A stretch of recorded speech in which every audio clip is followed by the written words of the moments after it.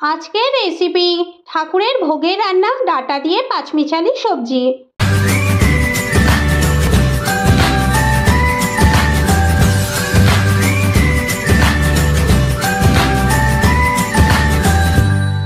নমস্কার বন্ধুরা, অপরাজিতাস কিচেনে আপনাদের সবাইকে স্বাগত। আশা করি আপনারা সবাই ভালো আছেন। আজ আমি গোপালের জন্য ডাঁটা দিয়ে পাঁচমিশালি সবজি বানাবো। কিভাবে খুব সহজে এটা আমি বানাবো তা দেখে নিই। সজনে ডাঁটা দিয়ে পাঁচমিশালি সবজি বানানোর জন্য আমি এখানে সমস্ত সবজিগুলো কেটে ধুয়ে নিয়েছি। এখানে আমি সজনে ডাঁটা নিয়েছি, আলু নিয়েছি, বরবটি নিয়েছি, কাঁচকলা নিয়েছি, আর রাঙা আলু বা মিষ্টি আলু নিয়েছি, পটল নিয়েছি। এখানে আমি একটা কড়াই বসিয়ে গরম করে নিয়েছি। এবার আমি এর মধ্যে পরিমাণ মতো সর্ষের তেল দিয়ে দেব। তেলটা গরম হয়ে গেছে, এর মধ্যে আমি একটা তেজপাতা ফোড়ন দিয়ে দিলাম। আর এখানে আমি 1 চামচ পাঁচফোড়ন আর একটা শুকনো লঙ্কা ফোড়ন দিয়ে দিলাম। একটা কাঁচা লঙ্কা কুচি দিয়ে দিলাম। এবার এর মধ্যে আদা আর জিরেকে বেটে রেখেছিলাম সেটা দিয়ে দিলাম। আদা আর জিরে বাটাটা দিয়ে একটু ভালো করে ভেজে নেব। মশলাগুলো ভালো করে ভেজে নেওয়া হয়ে গেছে। এবার এর মধ্যে আমি কেটে রাখা টমেটোগুলো দিয়ে দেব। মশলাগুলো ভালো করে কষে নিয়েছি, মশলাগুলো থেকে তেল ছেড়ে দিয়েছে। এবার আমি পটলগুলো দিয়ে দেব।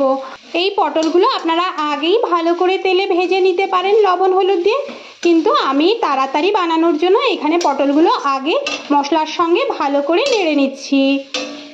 গ্যাসের ফ্লেম মিডিয়াম টু হাইতে রেখে পটলগুলো আমি 2 মিনিটের জন্য ভালো করে নেড়ে নিয়েছি বা ভেজে নিয়েছি। এবার এর মধ্যে কেটে রাখা ডাঁটাগুলো দিয়ে দেব। ডাঁটাগুলো দিয়েও আমি মশলার সঙ্গে ভালো করে 1 মিনিট কষে নিয়েছি। এবার আমি সমস্ত সবজিগুলো দিয়ে দেব। ভালো করে নেড়ে নেব। 1 চামচ লবণ দিয়ে দিলাম, আপনারা আপনাদের পরিমাণ মতো দেবেন। 1 চামচ হলুদ গুঁড়ো দিয়ে দিলাম। একটু নেড়ে নেব। এবার 1/2 চামচের একটু বেশি আমি শুকনো লঙ্কার গুঁড়ো দিলাম। আমি আগেই কিন্তু কাঁচা লঙ্কা আর শুকনো লঙ্কা ফোড়নে দিয়েছিলাম, সেই জন্য অল্প পরিমাণ লঙ্কার গুঁড়ো দিলাম। আপনারা আপনাদের স্বাদ অনুযায়ী দেবেন। আমি আগেই কিন্তু আদার সঙ্গে জিরে বাটা দিয়েছিলাম, সেজন্য 1 চামচ জিরের গুঁড়ো দিলাম। এবার আমি এটা ভালো করে একটু কষে নেব মশলাগুলো দিয়ে। আপনারা এখানে কিন্তু ধনের গুঁড়ো দিতে পারেন, আমি এখানে ধনের গুঁড়োটা শেষ হয়ে গেছে বলে স্কিপ করে দিলাম। আপনারা কিন্তু ধনের গুঁড়ো এখানে অবশ্যই দেবেন। এবার এটা আমি ভালো করে 5 মিনিটের জন্য ভালো করে নেড়ে নেড়ে কষে নেব। গ্যাসের ফ্লেম কিন্তু লো টু মিডিয়ামে রেখে আমি এই সবজিটা ভালো করে কষে নেব। 5 মিনিট আমি সবজিগুলো খুব ভালো করে কষে নিয়েছি। এবার এর মধ্যে আমি পরিমাণ মতো জল দিয়ে দেব।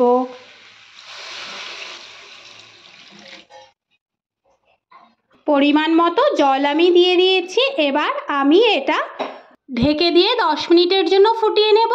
আর কিন্তু গ্যাসের ফ্লেম আমি মিডিয়াম টু হাইতে রাখবো। 10 মিনিট পর ঢাকাটা খুলে দেখে নিচ্ছি আমি যে আলুগুলো সিদ্ধ হয়েছে কিনা।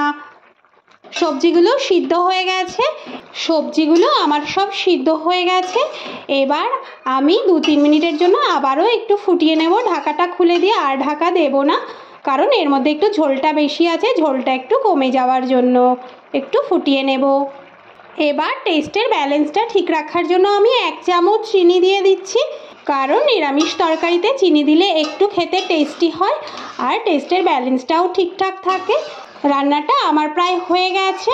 আমার এই রেসিপিটা যদি আপনাদের ভালো লেগে থাকে তাহলে অবশ্যই একবার বাড়িতে ট্রাই করবেন, আর কেমন হয়েছে সেটা অবশ্যই একবার বলবেন। এটা আমি সম্পূর্ণ নিরামিষভাবে বানিয়েছি, এভাবে আপনারা রান্না করে ঠাকুরের ভোগেও দিতে পারেন। আমি এটা আমার গোপালের ভোগের জন্য রান্না করেছি। হয়ে গেল আমার নিরামিষ ডাঁটার পাঁচমিশালি সবজি। এবার আমি এটা নামিয়ে পরিবেশন করে ফেলবো ভগবানের জন্য। হয়ে গেল আমার ডাঁটা দিয়ে নিরামিষ পাঁচমিশালি সবজি। এবার আমি এটা নামিয়ে ফেলবো। আমার এই ভিডিওটা যদি আপনাদের ভালো লেগে থাকে তাহলে লাইক শেয়ার কমেন্ট অবশ্যই করবেন, আর পাশে থাকা ছোট বেল আইকনটা প্রেস করবেন। আমি নতুন কোনো ভিডিও আপলোড করলে আপনাদের কাছে খুব সহজে একটা ছোট্ট নোটিফিকেশান পৌঁছে যায়।